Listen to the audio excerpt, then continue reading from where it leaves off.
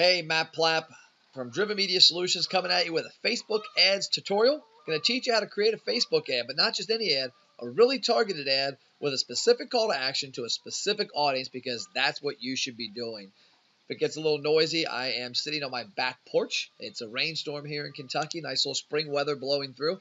But I had some questions the other day about creating ads and some things that people were doing that I was doing that they didn't understand. And so I've got to create an ad for a client. So I figured, what the heck? I'll go ahead and record this, put it up on YouTube, and let y'all see it. So get ready to create an ad here for Hofbrau's Columbus. And what we're doing on this ad is we have a product at the restaurant called a growler. It's take-home beer. You get a glass container, 64 ounces, fill up the restaurant, take it home. You've got their beer from the brewery at home with you to enjoy for a few days. This is a new product at a restaurant brewery. It started back in early January, and we hyped it up November and December, got it live, been advertising a lot January, February, March with a really cool video. And what we've done is now we've got a club where people can join a growler club, kind of exclusive club for people that want to be involved in this. So we're going to run an ad promoting the growler club, but we're not going to just run this ad to anybody. We're going to run the ad to people that have engaged in our content about the growlers already. So let's get started. I'm on the back of Facebook. I choose my objective campaign. So I got down here, I've got under consideration, traffic, engagement, app, video, leads. Lead generation is something we do a little of. It's with Facebook's lead ads, and I haven't had as much success with that as I've had sending people to landing pages because I can control the environment a little more.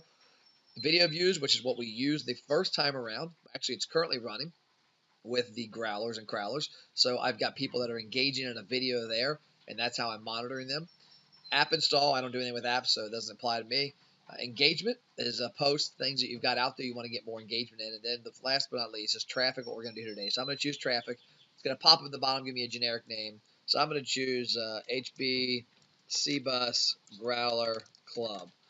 Always name the ad what it is, because what happens is you don't, you get in there and you're looking through your ad manager and you don't know what the ads are. So for example, I'll just give you a pretty quick look back here. If I go into this account, you can see we're running a lot of ads currently. We always do. They work amazing, and we're able to judge the success of them and tie it back to sales in the restaurant.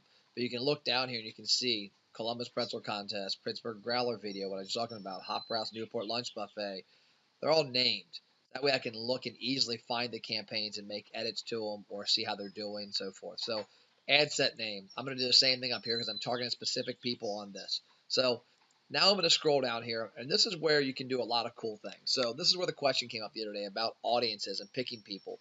And one of the questions came up was, it was for somebody in my world that I deal with in Constant Contact. They were asking about how to target people that follow Constant Contact or follow other brands like Constant Contact, like MailChimp.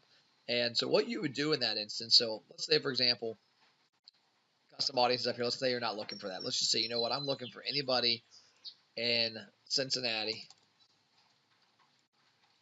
that follows, let's just say, Constant Contact. Go down to detailed targeting.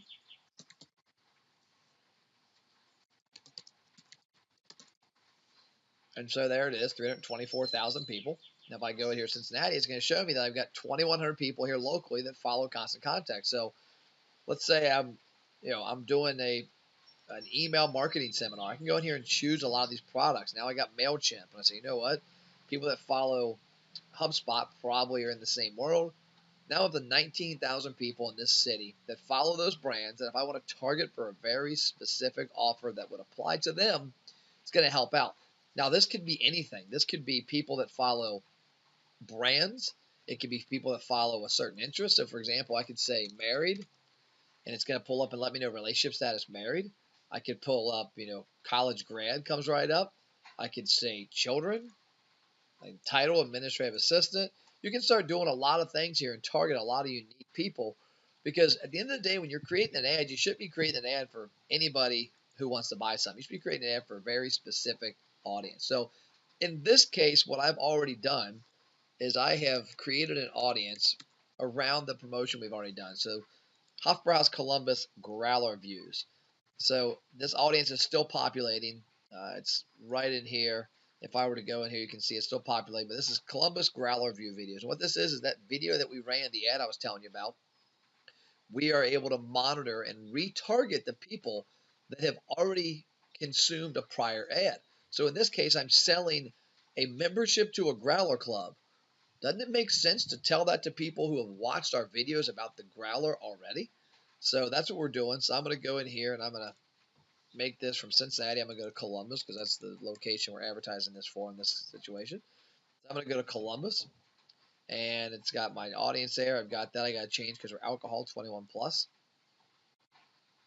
And now I'm going to keep scrolling down here. Now there's a couple options: automatic placement, edit placement. Automatic placements where it's going to put it everywhere that Facebook thinks your ad can go. Edit placements is where you think about where are your people consuming the ad. So in this case, I'm trying to get people to click on an ad and buy something that they already know about. So am I better off doing Facebook and Instagram, the audience network? Am I better off doing mobile or desktop? In this case, I'm going to choose all of them because I think that I'm going to give a good audience there. And this audience network is a cool one because this is going to follow the people in this audience around the internet, ESPN, CNN, websites all over the place. So I'm just going to keep up here automatic placement in this instance. There are certain instances where I do like video views I do just on the phone. So budget. I'm going to pop in here and I'm going to say lifetime budget. We're going to run this for 1 month and we're going to spend $250. So it already has a program in here. My goal is around the end of May. So I'm going to pop that in there. I got my budget. Now you can get charged on a couple things. You can do link clicks. You can do impressions. I'm going to do clicks because that's what I'm trying to reach. And also, if I do impressions, if you remember when I scrolled up, I have the audience network chosen. That gets a lot less clicks and a lot more impressions. People are less likely to click on that ad when they're on ESPN than they are when they're on Facebook. It's just the environment they're in doesn't lend itself well to clicking and buying stuff. But if I charge on clicks, I get all those impressions for free when they're out there and they see my ads, and they see them. So now we got bid amount. And this is a tricky part that you've got to look at. They could really mess your campaign up. You can do automatic, and Facebook's going to automatically put you in there.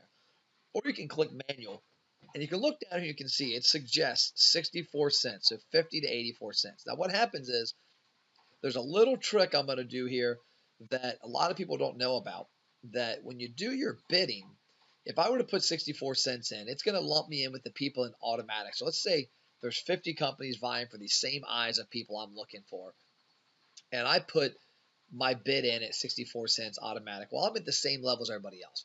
But let's say I go in here manual and I put $2. So now all of a sudden, when it comes time to deliver my ad to the eyes I want it to see, I'm already in front of the line of the people who chose automatic. But the cool part is I'm only paying what Facebook's bid algorithm pulls up. So if 64 cents is the number, even though I bid $2, I'm going to get put in at 64 cents. And with ads like this, as targeted as they are with the audience and the people that have engaged in past ads, the prices go way down the more targeted you get. So I'm going to put $2 in there. I'm going to click continue. It's going to tell me my budget is not big enough. It needs to be $340 for this. I want my budget to be $250. So I need to eliminate probably a week off of that.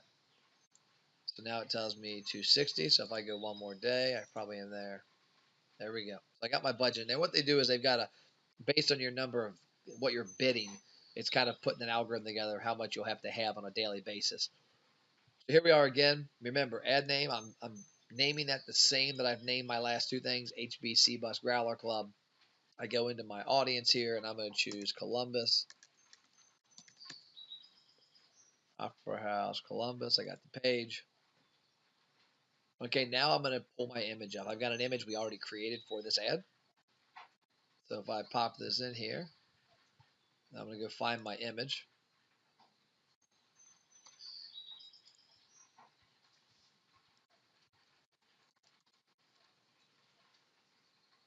I believe this is it.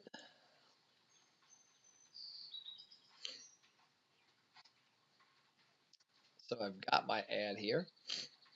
And it's going to give me a preview down here and let me see what it looks like. And it doesn't look too great.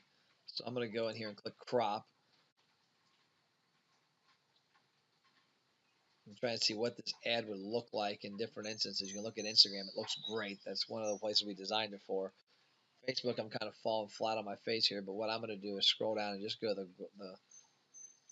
the growler itself and put the Columbus 1589 Growler Club, because the ad copy is going to have everything else I need.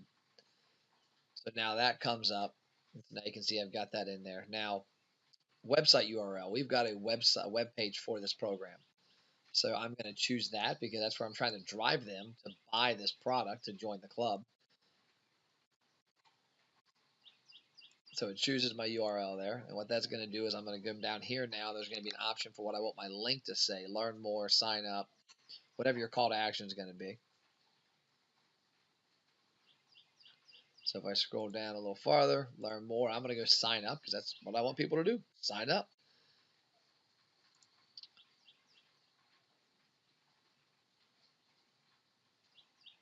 So now I'm going to create my ad copy and figure out what am I doing here from a standpoint of call to action. If I go up,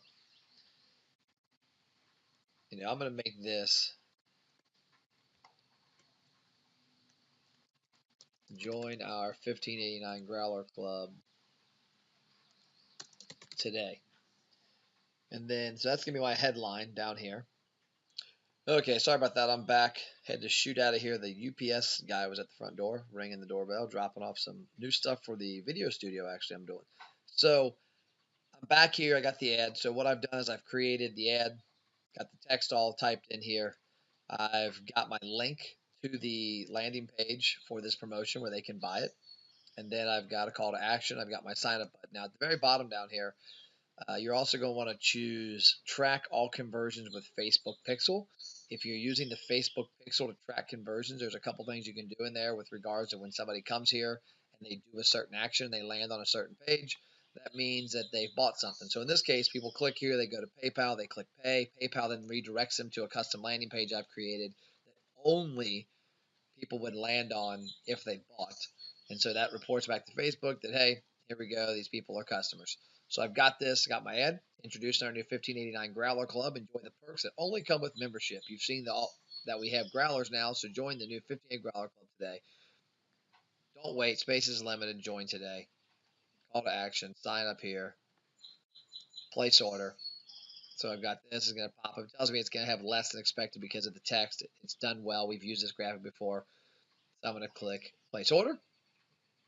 And now what I have is I have an ad that has been created that is going to drive people to this page and is going to target people specifically that have watched this Growler video to buy here. Now, a couple things I can do on top of this in the future, which is retargeting, is I can then target the people who join the Growler Club based on our emails we gather, based on the people that can on the conversion here, and remind them what beer is available this month, what our newest craft beer is, things of that nature. So a lot of cool things you can do. Wanted to walk you through that, show you how to create a Facebook ad. Let me know if you have any questions, Matt@mattplapp.com, and I'll help you out.